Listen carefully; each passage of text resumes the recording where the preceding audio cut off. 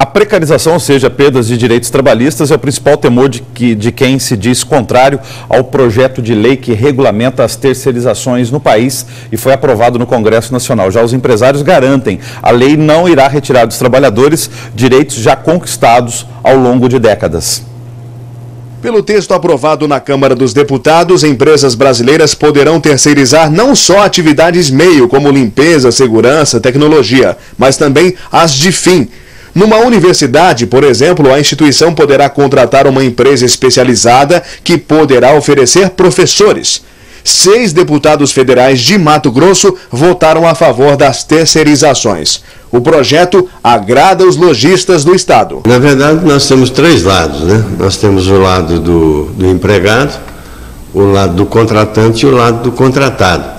A lei, na nossa opinião, ela vai contemplar os 3 interesses. E poderia até afirmar que principalmente do trabalhador brasileiro, uma vez que com a nova lei em vigência vai ter uma oferta de trabalho muito melhor e uma condição de capacitação profissional muito melhor por parte das empresas que vão ofertar o serviço terceirizado a todas as empresas do Brasil. Mas desagrada a Central Única dos Trabalhadores. A representação em Mato Grosso diz que pode haver precarização nas relações ocupacionais, prejudicando milhões de trabalhadores. Nós entendemos que vamos perder direitos. Por quê? Agora você pode terceirizar o serviço fim. Por exemplo, não a copeira e o guarda do banco vai ser terceirizado, é o bancário que vai ser terceirizado, é o professor que vai ser terceirizado. Você pode terceirizar o repórter, terceirizar qualquer pessoa, e essa terceirização implica em redução do salário, não tem os mesmos direitos e também a divisão da categoria. Uma fábrica, por exemplo, agora pode ter a costureira, a do corte, uma trabalhando para uma terceirizada, outra para outra, o que vai dividir a classe trabalhadora também e não vai pôr ela lutando por seus direitos. Então, uma série de questões que vão retirar direitos. Nós, da CUT, no país inteiro, somos totalmente contra. Esta empresa industrializa confecções em Cuiabá e terceiriza 30% dos serviços há vários anos. A indústria de confecção como a gente, que acaba fazendo uma indústria mais completa, ou seja, para o nosso setor a gente faz camisa, mas faz calça jeans também, terceirizar a parte disso da natureza nossa, ou seja, às vezes a gente tem alguém que faz uma serigrafia, alguém que faz um bordado, né? Tem pessoas que pregam um botão na camisa, ou tem gente que faz praticamente a camisa inteira, a gente corta a matéria-prima. Não é da natureza da indústria da confecção e é assim que ela movimenta muitas vezes. Eu acho que essa lei vem regulamentar tudo isso, deixar mais claras as relações entre empresas e outras empresas terceirizadas, mesmo que for da atividade fim, como é o nosso caso. Segundo o empresário, a aprovação da lei que regulamenta os contratos de terceirizações não representa redução no quadro de funcionários, 70 admissões no caso desta empresa. Nem tampouco renúncia fiscal. Eu entendo que a minha não, porque na prática a gente executa algum tipo de terceirização. Mas se eu tirar o emprego da minha empresa, mas estiver em outra e de repente até mais, acho que isso é saudável, isso é salutar. A outra empresa, ela vai recolher os impostos dela, ela vai gerar emprego. Aliás, a outra empresa vai ter um empresário que vai correr atrás de lucro, de crescer, de melhorar, de fazer de repente um trabalho até melhor do que uma empresa tida como maior possa fazer. Isso estimula toda uma economia. A gente achar que é uma empresa pequena, que ela não vai recolher os impostos, bom, quando ela não recolhe é uma ilegalidade. Tem hoje um pensamento que a terceirização vai trazer diminuição, né, de salário e economia para as empresas. Isso não é verdade. O que vai beneficiar as empresas é que a terceirização vai poder trazer uma melhor qualificação de pessoas dentro das empresas, porque as empresas que se propõem a prestar o serviço, elas são profissionais naquilo que ela faz. Então, consequentemente, vai custar mais para o empregador, mas, consequentemente, ele terá um benefício muito melhor na qualidade dos serviços que lhe são prestados. Na verdade, o empresário quer ter lucro. Se ele está apoiando, é porque vai aumentar a margem de lucro deles. É isso que vai acontecer na prática. Outra coisa é que as terceirizadas é onde mais morre trabalhador, onde tem menos qualificação. Por quê? Porque pagam menos, porque não exige qualificação. É terra arrasada nos direitos trabalhistas.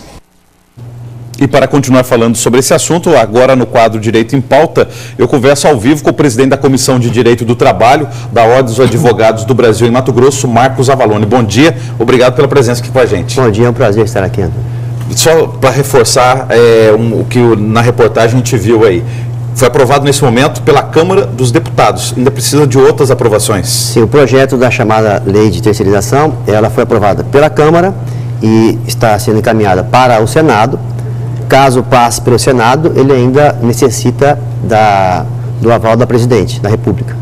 Tem que sancionar essa lei. Ou seja, não está em vigor ainda. Essa toda a discussão, na verdade, é para embasar a votação dos próprios parlamentares federais e a decisão presidencial. Sim, sem dúvida. Sem dúvida que tem realmente uma força por trás disso, porque a velocidade, a forma como isso tramitou na Câmara agora nos últimos dias, indica que tem alguma coisa por trás aí, pressionando para que isso aconteça. Mas a favor de alguém, contra quem? Qual que é a avaliação sua e da OAB nesse momento? Afinal de contas, terceirização ajuda o Brasil, prejudica? Olha, isso aí tem os pontos prós e os contras. Até na própria discussão, nós vimos na matéria, a classe empresarial é agraciada com isso, mas, de certa forma, a classe dos trabalhadores tem um certo prejuízo, principalmente na questão da força, porque nós vamos ter uma empresa com vários empregados, fornecendo essa mão de obra para diversas outras empresas, de forma que os empregados dessa empresa ele será espalhado pelo Estado, pela cidade, e isso diminui o poder de barganha, o poder que o sindicato poderia ter, a força desse sindicato, porque nós temos o quê? A união faz a força. Esse trabalhador dividido em diversas empresas, cada uma com o seu ramo, cada uma com o seu segmento, isso pode diminuir, implicar nessa questão da força sindical. Em nível empresarial, isso também não é prejudicial, porque a gente ouve muito se falar que em economia, o que move um dos motores da economia é a concorrência. Se você tem uma empresa com um determinado grupo de profissionais atuando em várias empresas, você não tem uma concorrência entre as empresas. A concorrência vai ficar mais para a questão do produto. Para o empresário, é muito vantajoso essa questão da terceirização, porque hoje ele está com o empregado, se o empregado ficou doente, uma coisa assim, rapidamente ele substitui. E outra, passando o projeto como ele está, ele vai permitir que uma empresa possa funcionar sem ela ter nenhum empregado registrado como empregado dela. Ela pode terceirizar 100% da sua mão de obra. E como que ficam os direitos trabalhistas desse trabalhador que trabalha para essa empresa terceirizada? Eu vou citar alguns aqui. Fundo de garantia, férias, recolhimento de INSS, licenças. Os direitos trabalhistas, de modo geral, eles são mantidos. O problema é que nós temos as categorias. Se pega certa categoria econômica, onde ali tem um sindicato daquela categoria. O sindicato vai lutar pela melhoria daquele empregado. Mas aquele empregado não é mais desse segmento, não é mais dessa empresa, ele é de uma outra empresa onde o outro sindicato atua. Então o empregado poderá ter um prejuízo com relação a isso, a questão salarial, a questão da luta. Uma outra situação muito comum, muitas vezes essas empresas que são contratadas, aliás, que fornecem a mão de obra, muitas vezes ela, na prática, diz isso, elas não pagam o empregado como deveria. A gente vê muito isso na área de prestação de serviço, de limpeza, exato, inclusive pagando com cesta básica quando pagam. E aí não sabe quem que deve ser responsável por esse trabalhador, se é a empresa terceirizada ou aonde ele está trabalhando. Sim. Como se resolve essa questão? Essa questão, a terceirização, ela não está prevista na CLT. A CLT é da década de 40 e ela foi escrita para a relação entre patrão e empregado. Essa terceira pessoa, que é a empresa que oferece a mão de obra, isso não tinha previsão na CLT. É coisa que surgiu nos tempos modernos, atualmente. Só que o Tribunal Superior regulamentou isso, através da súmula 331. De forma que a empresa que contrata a mão de obra interposta, ou seja, contratou empregados de uma outra empresa, ela também é responsável pelo pagamento dessa empresa. Não de forma direta, mas sim de forma subsidiária. A tal chamada responsabilidade solidária, é isso?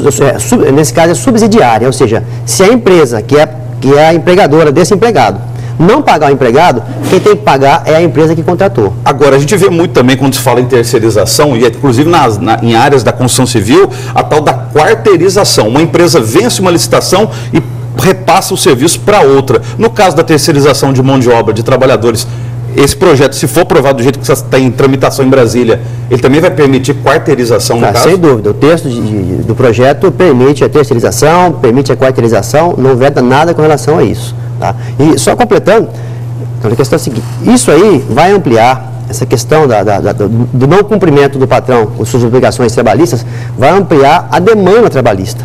vai ampliar a quantidade de processos, os processos vão ficar mais lentos e o trabalhador que deveria receber aquele salário, aquele benefício durante o contrato de trabalho, ele vai esperar um tempo até que a justiça o dê isso aí. Agora, eu vou voltar à minha pergunta inicial aqui. O Brasil ganha o que com isso, com essa terceirização? Temos experiências em outros países nesse sentido de terceirização, sucesso ou prejuízos?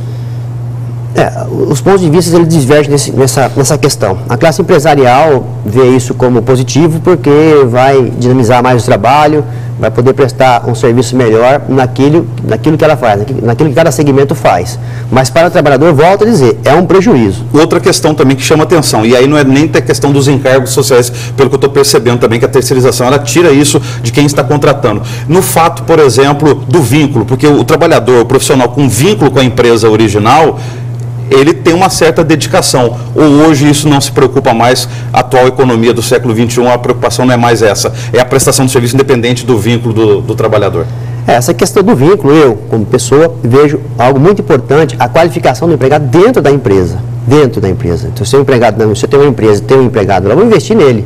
Agora, a partir do momento que você terceiriza, o investimento nele já diminui, ou seja, ele praticamente acaba. Quem tem que fazer esse investimento é a empresa que é a patroa dele, que contratou ele.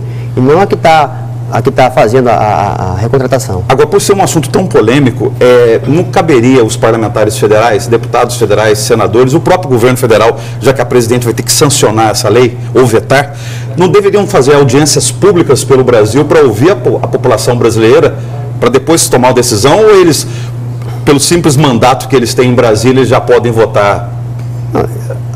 Pelo simples mandato, eles têm toda a autonomia para fazer a votação. Por bom senso, poderia-se discutir isso de uma forma mais ampla, colocar os prós e os contras, ouvir a classe empresarial, como estão ouvindo, ouvir a classe sindicatos, dos trabalhadores, principalmente o sindicato, muita coisa a colocar, e construir talvez uma norma que busque um equilíbrio, que eu acho difícil, porque hoje a terceirização, ela existe.